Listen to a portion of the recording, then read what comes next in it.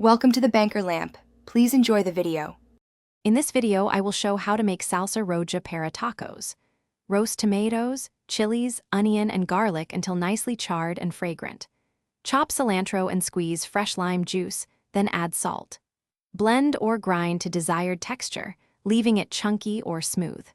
Taste and adjust salt and lime, and let the salsa rest briefly so flavors meld for better depth before serving with warm tortillas and your favorite tacos. Heat a comal or heavy skillet until very hot and place tomatoes and chilies directly on the surface to char. Turn occasionally so skins blister and blacken for smoky depth. Roast garlic and onion alongside until softened and sweet, watching carefully to avoid burning. Remove and let cool until manageable, then peel charred skins if desired.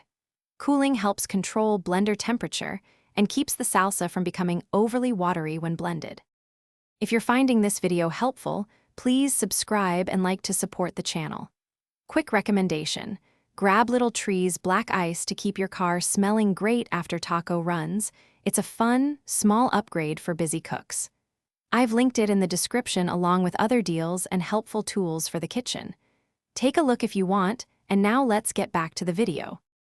Trim stems from chilies, add roasted veggies and cilantro to a blender or molcajete and pulse to preferred texture. Add a pinch of toasted cumin or oregano if you like herbal warmth. Squeeze in lime juice and season with kosher salt, tasting as you go to balance heat and acidity. If salsa is too thick, add a tablespoon of water. If too thin, blend less.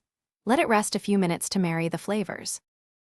Thanks for watching. If this was helpful, leave a like and consider subscribing. See you next time.